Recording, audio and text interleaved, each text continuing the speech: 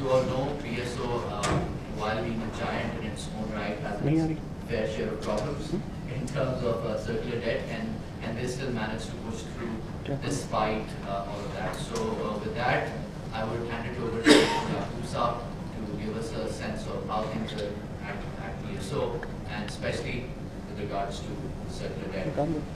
Well, what I have today for you is a brief presentation, which I'm sure some of you must have gone through, because we have a regular investor relation program where we either on the day of the board meeting or the next day we have analyst briefing session, where most of these slides that you see are the ones that we share with the board. So prior to this, I'll take you through some of these slides and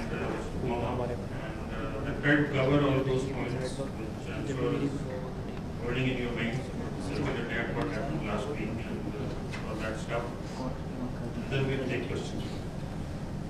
Okay, just to give you a brief overall, this is the first half of this financial year. Volumes were up by 3%. White oil was up 3%. If you look at the two products, motor gasoline shot up by 3%. Diesel was down by 2%. We believe it is because of the floods and some impact of the price, because diesel is getting very expensive compared to motor gasoline. Furnace oil was up by 3%. Constant and unending appetite of the power sector. It's up to us, the furnace oil. I'll discuss it a little later. The OPEC crude fluctuated between $99 and $114 per barrel, and today it's 121. Somebody told me 119, so it's $2 more. It's yesterday's price. I don't know. Today it might have gone to 119.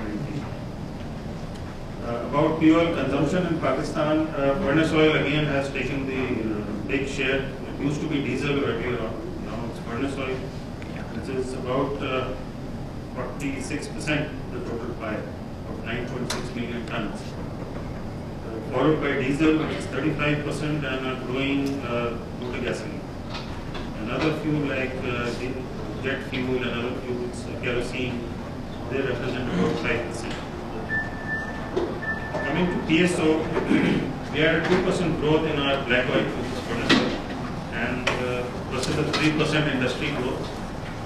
It's a very interesting product where one foot is on the accelerator, one foot is on the brake. If we supply too much, the gap between what they can pay and what we can supply becomes so large that we end up in trouble. And the accelerator, it's up to us if we want to give them as much as we want. So they have an unending or huge appetite.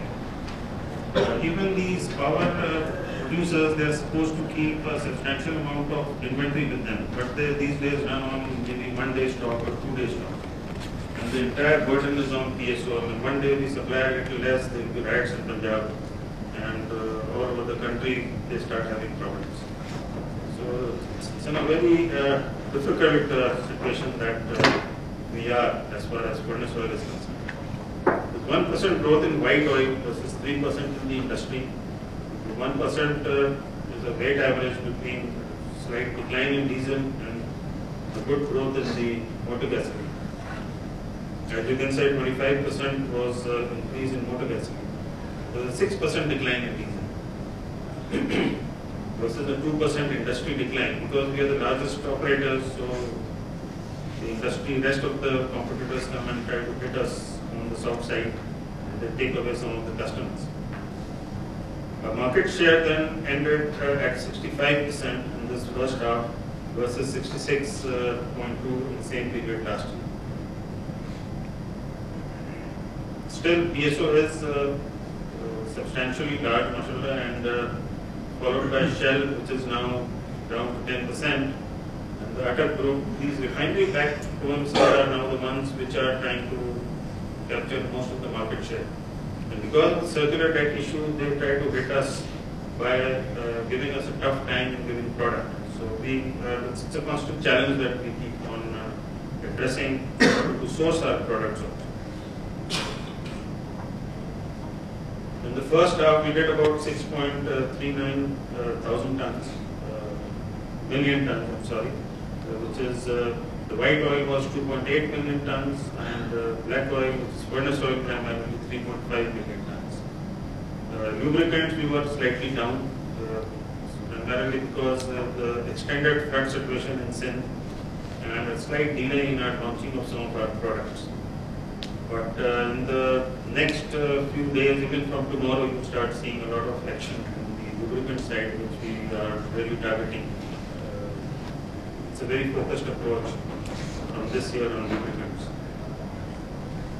Some of the highlights in the first half, we did 4.58 billion rupees as our profit after tax, which was an EPS of about 26.7 versus 7 billion last year, and it's because of the tax adjustment that we had a lower profit this year or a higher profit last year. Inventory gain included in that net of tax was about 835 million. The government of Pakistan injected 136 billion in February, in the last week, to reduce the circular debt. We got 40 billion out of that, and 13 were then straight away went to the refineries. So we were left with around 27 billion. I'll give you the breakup of that. After this TFC, our balance is now 155 billion. So you can imagine what we were. We were about 195 a few days ago. And in spite of this TFC injection, there's no impact or no significant impact on the cash flows of TSU. Because of the circular debt, we had to slightly increase the tenor of our LCs. Because the last injection the government gave was in the month of May, close to about 89 billion rupees. And we could see that the government does not have the capacity to inject any more funds into the system. So the only way was to go for some supplier relief. And they increased the tenor of our LCs from 21 days to about 60 days for the furnace oil only. Other LCs remain the same. So that is why you can see a bigger hit on DVAP, because our outstanding LCs at one time remains around close to about 90 billion rupees. So we tried to keep our bank borrowings low, and you can see the financial charges, they are lower than last year. Because the refinery balances were low and the bank borrowings we tried to keep a little low. So that is where we had a lower. So if you add the exchange loss and the financial charges, it's a net charge, incremental charge of 1 billion. Again, the customers have also, that source is gradually drying up because WAPA is not paying them interest, they don't pay us interest. Maximum we could extract was about 700 million from them in the first half. Okay, we got the second position in the Best Corporate Report Award. That was some promo for the board. I'm sure I know you won't worry about that. Some 6,000, that's more and a much better brand of diesel lubricant. Generator oil you must have seen, and there's another diesel youth we launched, and marine engine oil. And we're also putting a lot of thrust towards the motorcycle oil. But motorcycle owners are a very large segment now in the country who come to the fuel station and get fuel, primarily motor gasoline. And there was a soft launch of one station that we developed based on LPG, which we call the LPG Smart Gas, and that was done in Lahore. And I'm sure we'll be developing more of them as we go along.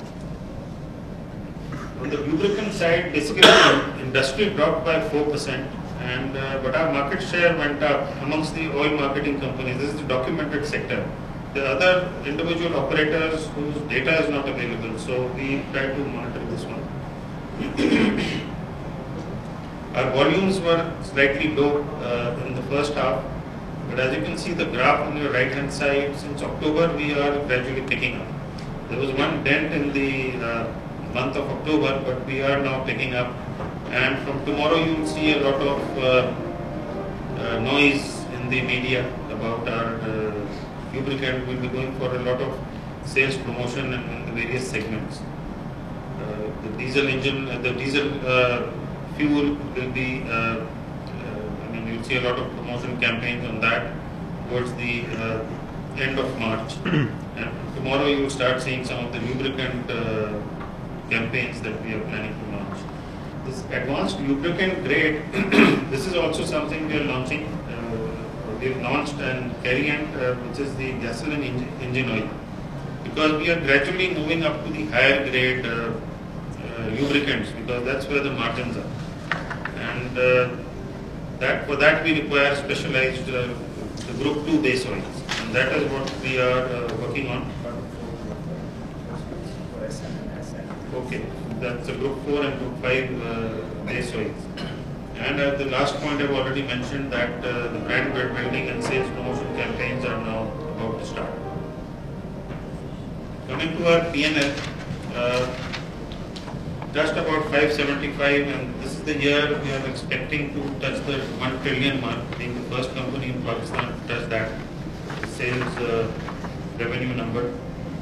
And we ended up with a gross profit of 16.4 billion. And the only thing I'd like to highlight here is the other expenses. You can see we have another operating expense. This is that 3 billion exchange loss that we had. Profit from operation was 10.4, and after finance cost, if you see the number, the 6.4 is better than the 5.79 we did last year, in spite of the exchange loss that we had, which is a big number in the expense side. But the second last number, where you see taxation, was a 1 billion addition because of the turnover tax which was introduced by the government of Pakistan, and then we went and made a lot of representation with the FBR, so they reversed the decision, and because of that we then adjusted our tax number. So this year we have the normal tax, and that is what took us down versus the previous year. This is what happened. In the current year we have a 2.5 billion normal, last year it was 1.7. But there was a deferred tax which we had reversed, because in a turnover tax situation, when your turnover tax is more than your normal tax, there is no question of any deferred tax. So that is why we had to reverse the 2.6 billion. We had to reverse 2.6 billion in 2009, but in 10 it was reinstated. So we got a credit in 2010. But 2011 is now normalized. Quarterly, these are the numbers. The volume, it's a split of 3.2 each, almost. Margins have improved from 2.1 to 2.5. And other income has improved. That was because of some realignment we did with our cards service charges. Other than that, you can see at the end, we show this to show the inventory gain loss number. We had an inventory gain of 460 in the first quarter and 376 in the second quarter. So that way, if you can see, the first quarter EPS was 14.5, second is 12.1. Primarily because of higher other charges, which is the exchange loss.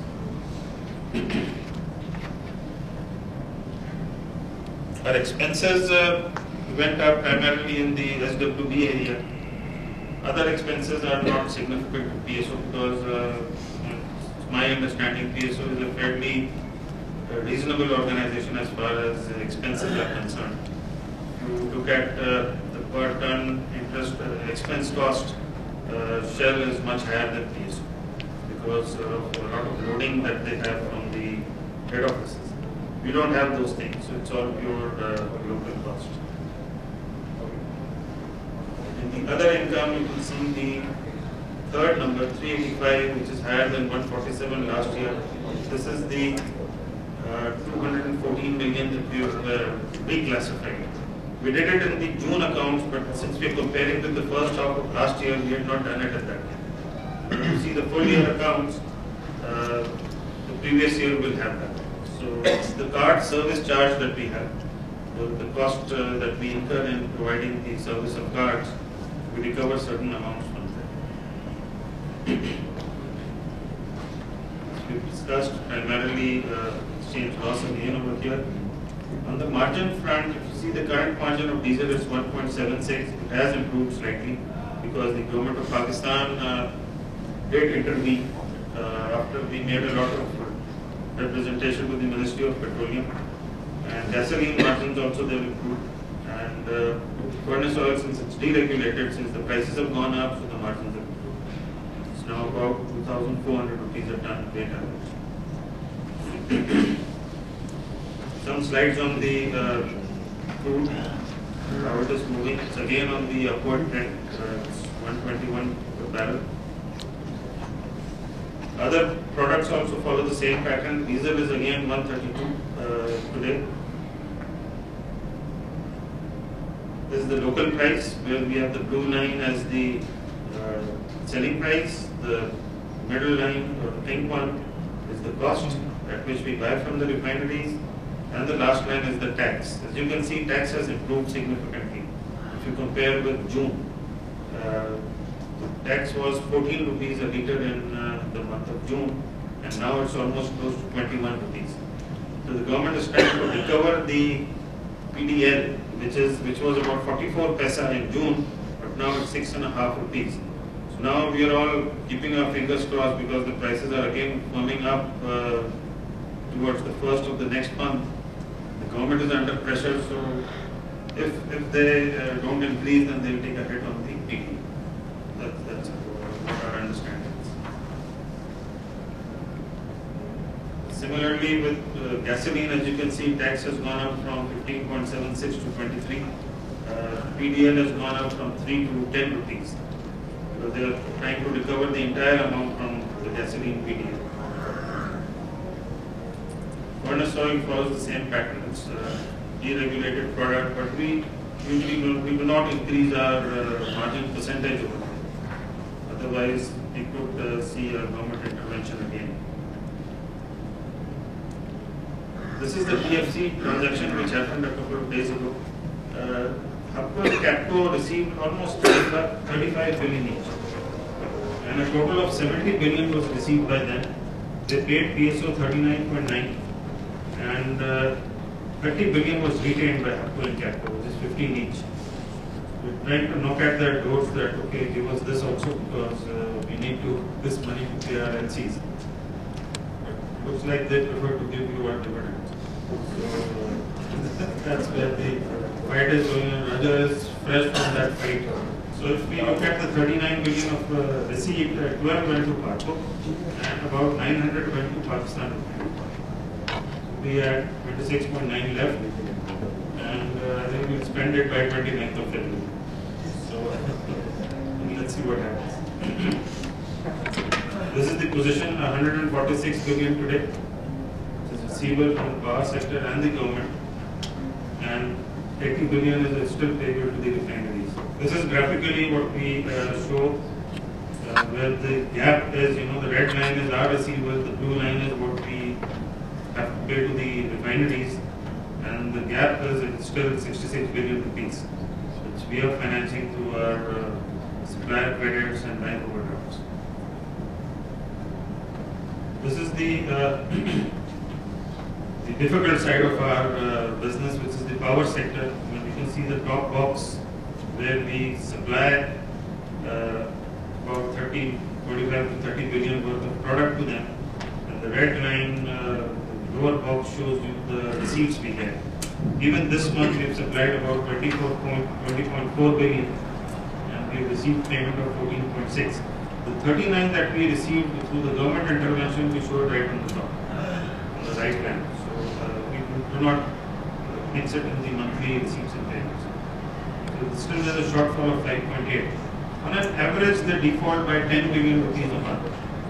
That is where it hurts us. So the 26 billion that we have got is about 2.5 months off, which we have to somehow manage.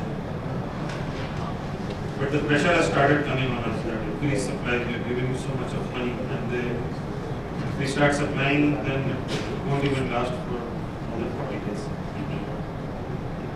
That's what I had. What I haven't told you, so we can take questions now. जो आपका net receivers का figure है 66 billion है इस वक्त. Can you give us a number? What was the number compared to number 6 months ago, and how it has changed? We see in the month of May, when the government intervened, the red line will drop. We were at 160 plus. And we came down to 80 something, because 89 billion ka injection tha, at that time. And a major chunk went to the refineries at that time. This time they haven't given much to refinery and they haven't given enough to us also. Because the red line has just come down by 40 billion instead of 89 last time. So we went to the level of 80. So from 80 we went to 180 or 90 this time. So this was a very bad zone, when you see this red line going up. And we could only manage it through some supplier credit. Otherwise we could not have done it. So this time this will be very short-lived because we cannot increase the LC tonners anymore. So your suppliers credit will continue to be 60 days now? We have to keep it. You have to keep it. Unless they give me 100 billion, I cannot reduce that. So how do you plan to hedge your forex reserve? We tried to approach the State Bank of Pakistan through the OCSE and directly, and they have refused. They say it's not allowed as per the foreign exchange bank. So that threat will continue. It will continue. 3 billion that we lost you incurred in this period. Income for first half, 27 rupees. Now, you compared 6 months to 6 months. If you look at the last year earning, if I remember correctly, that was 85 rupees. So if you compare full years last year to current year, 27 is very far below than. So why 42 half year this year finished last year 80 double up?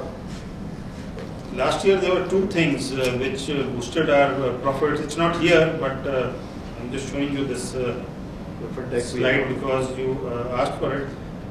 There was a deferred tax reversal of 2.6 billion that I showed you. That is for half year. Over here. It was in the last year. Okay, no. And in first half. Second half was also 41. the first half is added to the second half also. It continues. दो चीजें, 2.6 billion का ये था और 3.8 billion का inventory gain था. Those two numbers are not here this year. The prices of oil is going up. This year is already gone up today.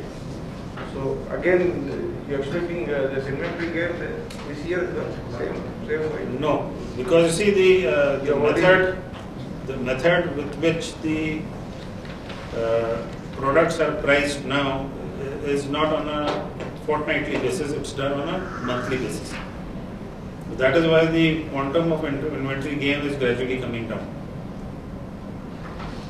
पहले हमारे पास 40 डेज का अगर स्टॉक है तो एवरी 14 डेज में उसकी प्राइस चेंज हो जाती थी. So it used to apply on the entire stock. But now diesel, like if we have 1 month stock and the entire purchase that we do for the month is calculated and then applied. So it's exactly what we buy in the previous month we sell in the next month. Inventory gain का नहीं आता. So we expect the same 27 full year profit maybe. I would hate to make any projections at this time. I'll answer all the questions except for projections. Since oil prices are rising right now and let's assume it will be $125 per barrel for the next 6 months, how do you see circular debt panning out and the net receivable amount for next 12 months or 6 months? It will have a lot of pressure on the circular debt because the ability to bill for the product and recover the money from the consumers, it's just not picking up as far as WAPDA PEPCO is concerned. So, considering this, can we expect the time period for LCs increasing from the current levels? No, we do not have any more capacity to increase that. Because in order to increase the LC tenor, it's not easy to just tell the supplier, okay, I'll pay you in 90 days now. You need to increase the LC lines with the banks. We increased our LC lines with the banks close to about 40 to 45 billion rupees in a matter of 1 month. And the banks were, shaking all over because increasing 45 billion in our market is not easy. So if I do not pay the LC, I cannot open the next one. So I cannot increase the tenor. If I increase tenor, I need more LC facilities with the banks. So the liquidity is expected to be pretty tight. It will be tight, so the government of Pakistan will have to They will have to inject, otherwise the ability to purchase fuel will not be there with PSO. Just wanted to get an idea of what PSO is thinking in terms of, yes, you operate in an environment where receivable pile-up is the name of the game. Going forward, election year, prices are unlikely to be raised in the same quantum that they should be. What kind of a strategy are you developing in terms of tackling this issue? Are you thinking of maybe expanding on other products where your cash flows do not get tied up? You mentioned lubricant launch. Any other avenues where you are strategizing in order to sort of deal with this issue of circular debt? When you say circular debt and the price increase, circular debt is on the black oil side. Price increase is on the white oil side, which is a cash crop. We do not have circular debt on the white oil. If the government does not increase price, it will reduce tax. But when we sell to the dealer at the fuel station, we get money in 24 hours or 36 hours maximum. Right? So we try to push as much of white oil as we can. Lubricant, in the overall scheme of things, the profit from lubricant would be what percent? 5% maybe. So it does not have a major impact. From 5 we will go to 6 or 7. We are pushing lubricants because it's a high margin product. So there's a no-brainer over there, and you have to go and push lubricants. So that's happening on its side, but it's not a major portion of the 1 trillion business that we do. So the only thing that we are worried about is the black oil. Now, if the price increase, the ability for WAPDA to recover money from its customers will further dent. So the pressure will come on the government of Pakistan. Now, if I cannot open the LC and I cannot bring the product, the pressure comes on the government of Pakistan.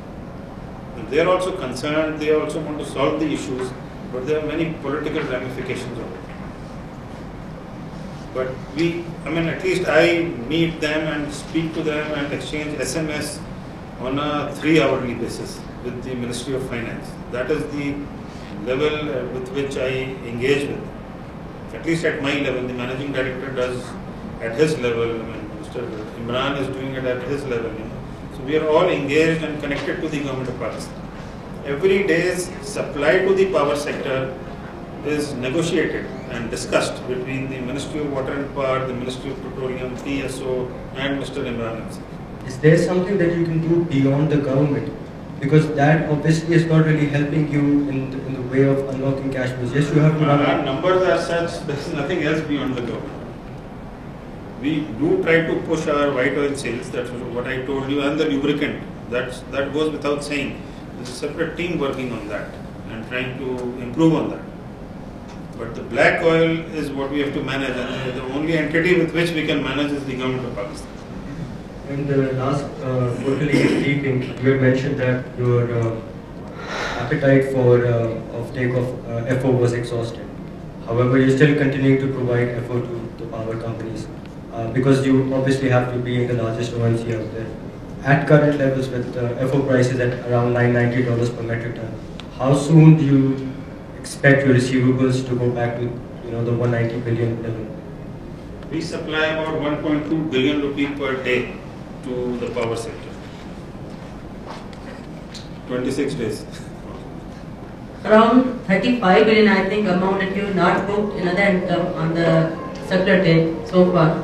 We've already gone through that so many times. There is only one question on it. Okay. Of this 27 billion, will there be some surprise for investors in that one? Which 47 billion? 27 billion case was received from that's all on the principal side. Then suppose HUBCO got from the government, other side from the other parties.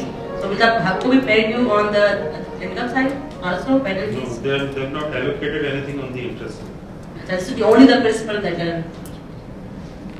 What's the amount of the book interest expense so far?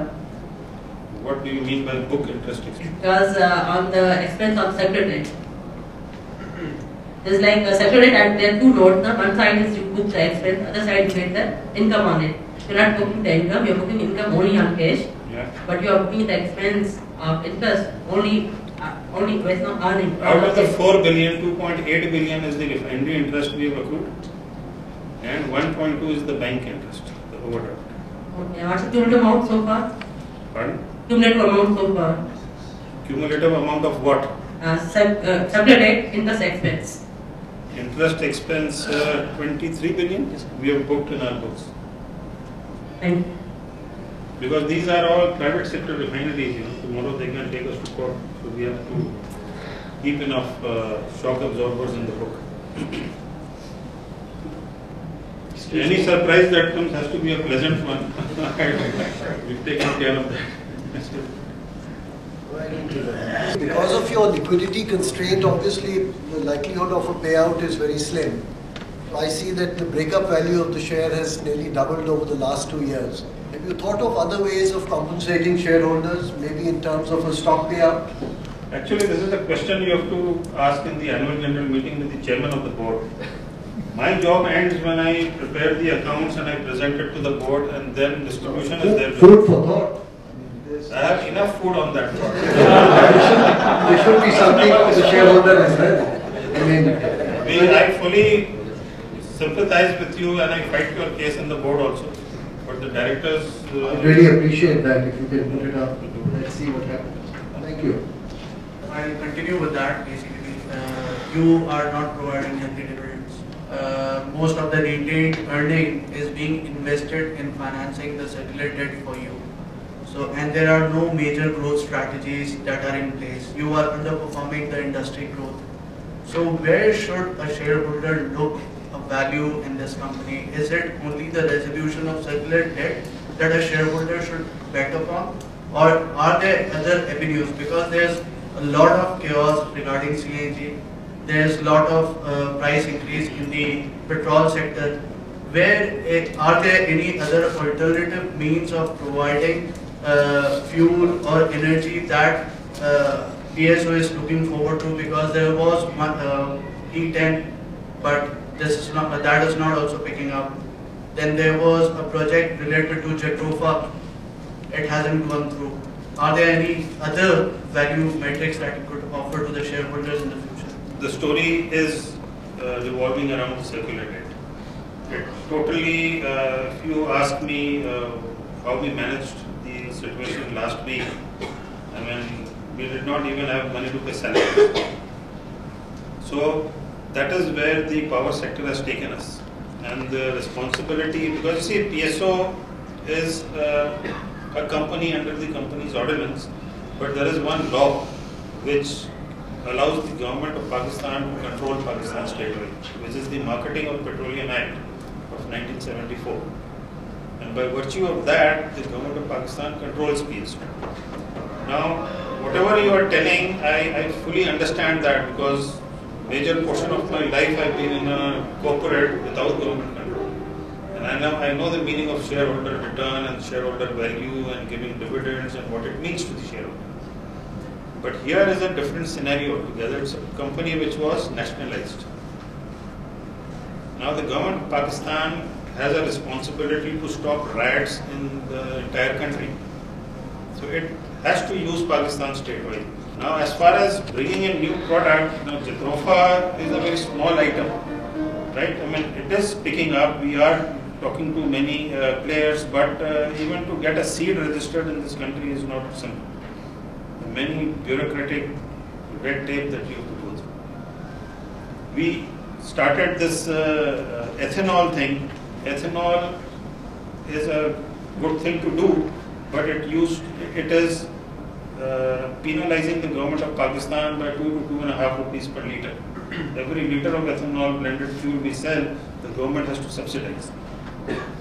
There's a small amount of price differential receivable from the government, we do not get that.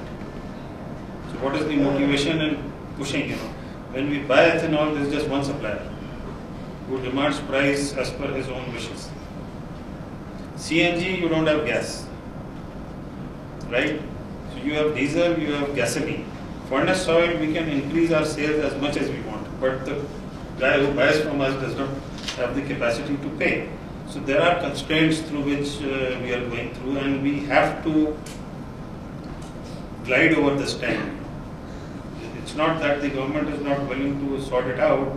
They tried to install new MDs and professional management into the system of PEPCO, And last month, in January, you saw the strikes that took place all over Punjab. And as a result of that, the government had promised me 25 billion, they could only manage to give me 12. I received 12 billion short, which put me into this difficult situation in the early days of February. So we are, between the devil and the deep blue sea. So it's a very difficult situation that we are going through. But we are hopeful, that this thing will have to get resolved, because it will only get resolved when there is more pressure on the government, and that pressure I see developing in the next few weeks. Why don't you explore LNG as an avenue, just like other companies are exploring? LNG, there are already people working on it and trying to bring it in. Everybody cannot run after the same thing.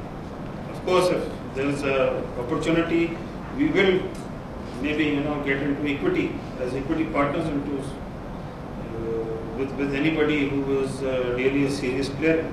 Yacoob sir, I have a follow-up question. Globally, oil marketing companies make adequate use of their real estate penetration across whichever area they're operating in. For instance, Subway is an example.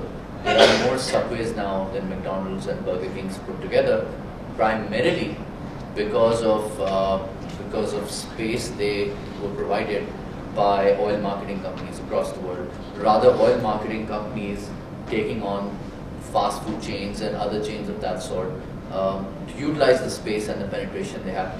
Is that something that can be done here? It is being done. If you look at the PSO stations, there are lots of new things. You see Dunkin' Donut in the fuel station, which is just under the PSO house. For that one particular station, a Dunkin' Donut or a fast food chain like that, what percentage of revenue does it? Can you explain the economics? In Europe and North America, 20 to 25% of the earnings come from the non-fuel business. This is what we call the NFR, the non-fuel retail business. There's a team over there at PSO working full-time, dedicated to increase revenues from the non-fuel business. If you look at most of you have been to Europe and North America, you don't find a shop in every lane over there, right? There are shops in dedicated or separate places. Unfortunately, where our fuel station is, you will find about 20 shops. And there is a shop just below the buildings over here. So a person can go and buy groceries or stuff almost anywhere. So that is why these shop stops that we have, they do not, did not pick up. What about, for instance, there are so many small shops that have opened up in the mobile space, the mobile telephony space. Obviously, they go and rent out or buy out premises all over, and there's so many mobile zone. They're large businesses now. Can businesses like that be attracted? I mean, we are open to almost all the businesses, because the NFR department has successfully, we have installed a lot of ATMs in our fuel stations. The Dunkin' Donut outlets over there, the shops that we have. But unfortunately, when you just start going out of Karachi, then those places, they do not generate the revenue. We open our 3,600 stations to almost all the entities that would like to come and do anything over there. If you talk about a Pizza Hut or a KFC type of a thing, there are explosive rules in our country. Now in a fuel station, if you're frying stuff and which is why Subway is one item. Yeah, it's one item. But Subway has to be, you have to see the consumer behavior in a country like Pakistan, where you will sell more kadai and you chicken won't sell Subway. So very few people go to Subway in Pakistan. But this probably is one mobile area, shops or something like that. Mobile top-ups we did. We even started, we had a joint venture with Swiss Southern, where the gas bills could be paid in the PSO stations through those POS terminals. But those things don't pick up. It's not, the consumer behavior is different. You talked about resolution of circular debt. As far as I am concerned, I believe that the TEPCO is the major source of the whole problem right now and its collection mechanism. Now, the kind of line losses and obsolete infrastructure that we have in the country, the collection mechanism is not expected to improve drastically unless the whole infrastructure is revamped. So how do you see the actual resolution taking place? Well, what I see is that in the government of Pakistan, The finance minister chairs the meeting. Dr. Asim, who is the petroleum minister, sits in that meeting. The chairman planning commission is there. The minister for water and power is there. We sometimes get invited. We are there. PEPCO sits over there, and the animated type of arguments and discussions that go on is really something to be seen.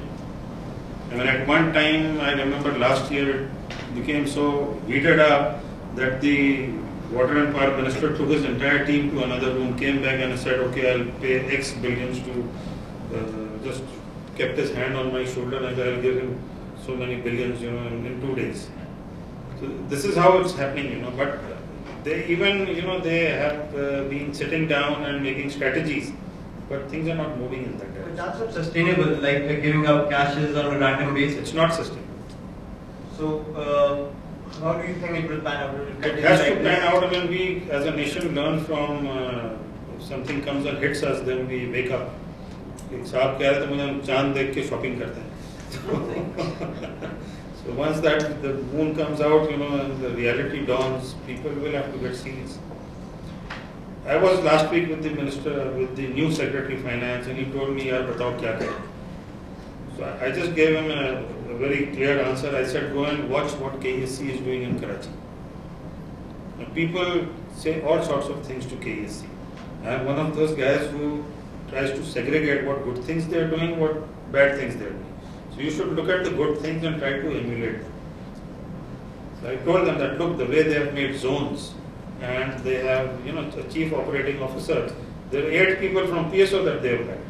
And we know them because we keep on meeting them and discussing with them. So we know what's happening over there. They have their chief operating officers who are given an X amount of megawatt, and the performance is measured by the amount of recovery they show to KSC. People who are living in some of the areas where bills are being paid, you don't see any load shedding in Karachi. Where the bills are not being paid, there is heavy load shedding going on. So they are, directing their sales towards to convert it into cash. WAPDA is not doing that. So I just told the Secretary of Finance, go and copy KSC's model. It's working in Karachi, so it could work in Punjab. There are solutions. That's politically very challenging. Yeah, so you solve that. I don't have the answers to political problems. Is this, is the company getting bogged down by the circular debt issue and not working on the other aspects? Or, this is surprising that your market share has gone down after a long time and it's been going consistently. You see, what happens is, if you look at the total country, Pakistan from north to south, we have 4 refineries in the 3 refineries over here in Karachi area, which is the National Refinery, Pakistan Refinery, and Bosiko. Then we have 1 refinery, Parco, which is in the middle of the country, and 1 which is Attak, which is in Rawalpindi, in the north. What circular debt is doing to us is that it does not allow us to pay our debts to the refinery on time. So naturally, what would a refinery do? It would try to find customers that pay cash. So Attak refinery in the north tells us, look, give me a guarantee that you will pay me on time, then I'll give you diesel and gasoline and all these things. If not, we have to transport it from Karachi. At least gasoline we have to transport from Karachi. In Islamabad airport, if we have to refuel a plane, we have to transport it from Karachi or from Parco. So our ability to source product in the north of the country and the middle of the country has been hampered by the circular debt problem. We try to resolve it by giving some post-dated checks to the refinery that, okay, here is a guaranteed payment, please take it. But when we sell, say, 80 billion worth of product in a month, we just recover 70 billion of cash. 10 billion goes into the circular debt pool, which further reduces our ability to pay cash to the refineries. And that is where, we are getting hit because of circular debt, because Shell does not deal with petrol. So when they buy product, they can pay to the refinery on time. And we are still surprised why Shell has gone down from 17 to 10%. Then we have these refineries who have opened their marketing arms, like Attak would prefer to give it to Attak Petroleum. Parco prefers to give it to Total. and other OMCs who can pay cash on time. But again, PSO's presence is so overwhelming in the entire country that they have to give us some product, otherwise they have to shut down their refineries. Because the reach of Shell, Caltex and Atax, it's not like PSO. So they still have to give us product. But they also keep a foot on the brake when they deal with Pakistan State Oil. So when the product offtake goes down in the middle of the country and the north, we lose market share. In the south, we don't have a problem because our ships come in and we have enough product available. PRL acquisition is not on the cards anymore, or would it not help basically? PRL, we had a look at PRL, it did not make economic sense to us because our contracts are such that we can take product up to the market share. So why invest billions and then end up with the same thing? If I have my way, I would pick up shares of Alco. But the new managing director has certain ideas and he was very busy, otherwise he would have come in today, and he's a refinery specialist. He worked 29, 30 years in refineries outside Pakistan. So he has certain ideas which we are discussing. Let's hear them from you. I'll let you ask him those questions in the analyst briefing session when you come in. Yes, my question is that the fixed margins that we've seen on HSD and motor spirit oil are fixed right now. Is there any chance that they might be revised because your cost of doing business is increasing with the rise in the oil prices and the circular debt?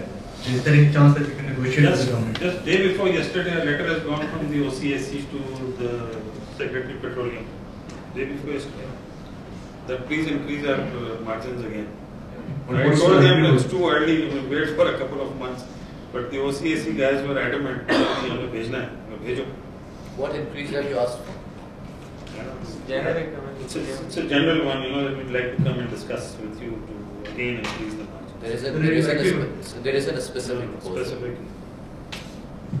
You see any probability of that actually going through with the government with its fiscal issues right now? If you ask me my personal hunch, no. Anybody feels differently, please speak up. So would it be... it's too early. I mean, they've just increased it in 3 steps. August, September, October. I think if there aren't any more questions, obviously we await the resolution of circular debt, and that is unfortunately not something which is in the hands of the PSO management. Thank you very much for sharing your candid views, and I'd like to thank all of our institutional and HW investors for being here today, for joining us. Please join us for tea now, and we will soon announce our schedule for upcoming corporate briefings, and I hope you continue to join us in our future initiatives of this sort. Again,